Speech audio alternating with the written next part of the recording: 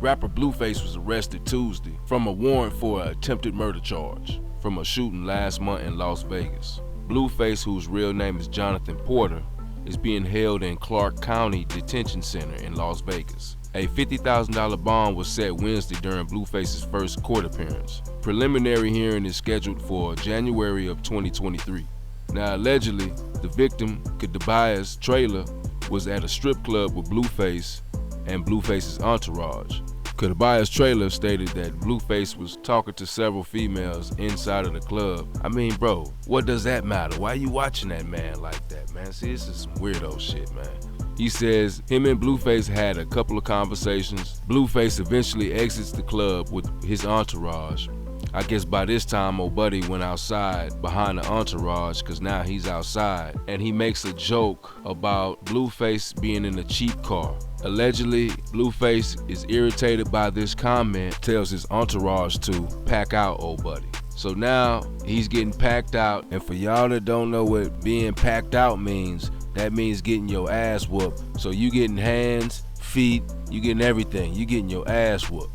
He eventually gets back to his truck, and as he's in his truck about to drive off, Blueface is supposedly had shot multiple shots at his truck. Now, this is what the victim is saying. They're saying that it's a surveillance camera that was out there at the strip club that night. It caught the entourage actually assaulting Akademiks' trailer. But at this point, I mean, bro, why are you even out there with them? Why are you even making a joke to Blueface? Now, you know what I'm saying? If Blueface really did shoot at the dude, you know, Blueface, you gotta keep a level head out here, man. You a celebrity, man. You know what I mean?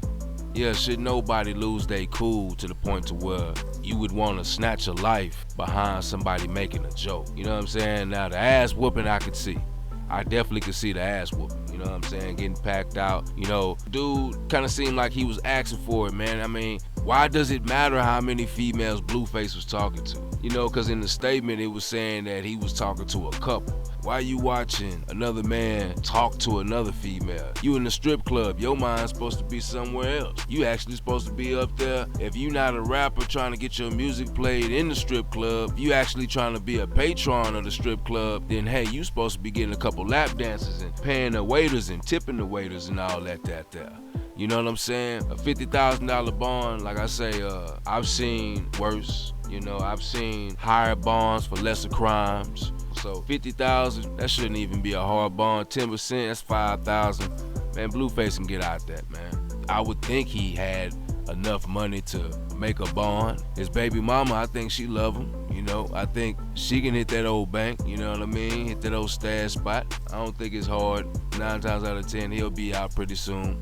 You gotta keep a level head on the battlefield, you know what I mean? You can't let these people out here trick you out your position, cause they'll show trick you off the streets if you let them. And for all you old game watching ass motherfuckers out there, sitting up there watching the next man, you females out there watching what the next female doing, man, mind your business. Mind your business, and your business might pay you.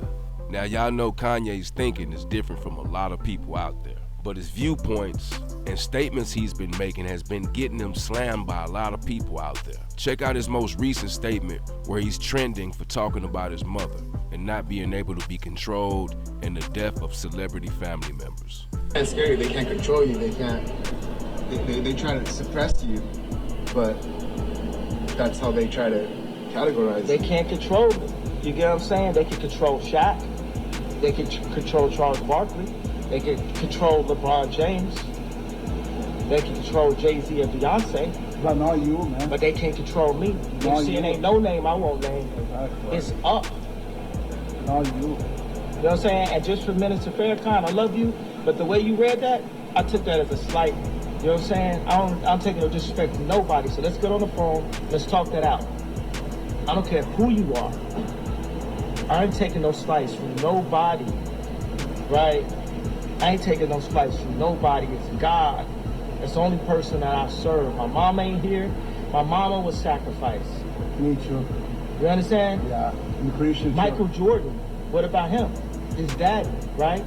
Bill Cosby, his son, right? Dr. Dre, his son. You know, out in Hollywood, a lot of people come up missing. Feels like it might be a lot of that in order to control, traumatize. They want to monetize and traumatize. And God loved me. You understand? They hit me. Gap, Adidas, all that away. Still, Forbes, who hate me, right, had to write net worth 400 million. Jesus is king. God loved me. That's more important than thinking alive. That's the thing. You know what I'm saying? And this truth is gonna be heard.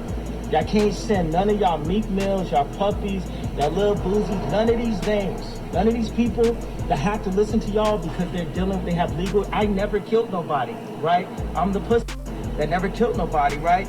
But that means I can say whatever I want and not go to jail. Hey, Kanye, my boy started off with Shaq first. He started baking the cake with Shaq first. Then he told y'all it was up. And it seems like the reporter brung his own hype man, because soon as Kanye start talking about it, he can't be controlled. Old buddy in the background start talking about, not you, man. Not you, man. Hey, man, he got Kanye going. Now, Kanye can go as it is, but old buddy start hyping Kanye, man. You gotta give him Hype Man of the Year. You understand me? I ain't gonna lie, you know, he shifted gears on old buddy when he started talking about his mom, you know. That came out of nowhere with me, you know what I mean? Since he made the statement, everybody's been talking about it, you know what I mean? I don't think it's no confession, I just think it's a cry for help, you know what I'm saying? And then he started talking about the sponsorships he lost with Adidas, where Forbes didn't want to recalculate his net worth. Now, Kanye West made statements about Jews that has gotten him some strong backlash from the media and also from some of his sponsorships. Adidas being one, cut their ties October 25th from the Yeezy brand, but still will continue to sell the shoe, but under a different name. Damn, Adidas. Kanye West stated that he would go DEFCON 3 on Jewish people. DEFCON 3, my ninja. And I think that right there is what broke the camel's back with Adidas. Because Adidas had a press conference where they mentioned that Kanye's statement was dangerous and hateful. Damn, that's crazy. Kanye's viewpoints and opinions took not just millions, but billions from him. Now, they say when you make your first million, you know how to make your second million. I guess in Kanye's situation, we're talking about billions. And for Adidas to cut his water off like that, but still sell the shoe, that right there just proves how the media can affect business. But you can't knock the man's hustle, man. At the end of the day, think about the points he just made. He spoke on several people in the industry. They lost some type of relative. Even Jennifer Hudson's family were murdered. And people were saying that was a sacrifice, a blood sacrifice. They were saying the Illuminati was a part of it. But yeah, at this point, Kanye could be on to something. It is kind of suspect when you think about how many celebrities lost their close loved ones. You can't really knock Kanye for his viewpoints and opinions, because some of the conversations that he's having, he is really giving you some history. Now, some of it is also opinionated to where it's him and it's how he feels. And again, freedom of speech.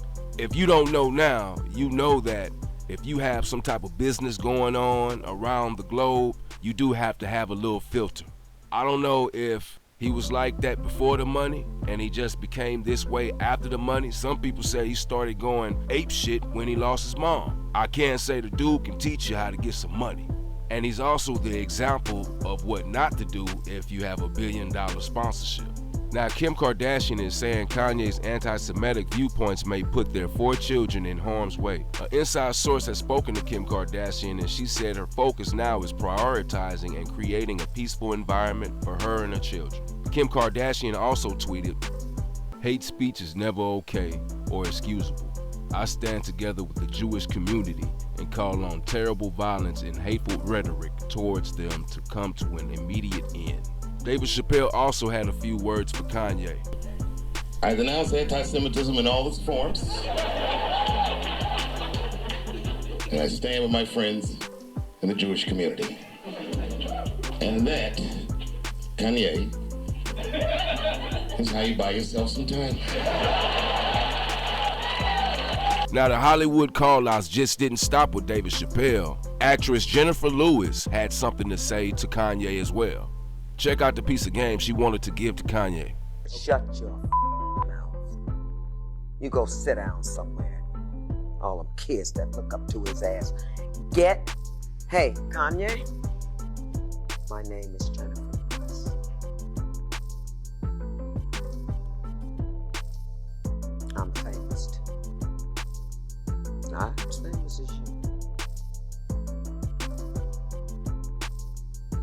that does not excuse you from doing what you should be doing. Go get help. Your children are looking at you. You hushed them. I know what pain you're going through. I went through it. Do it for your children.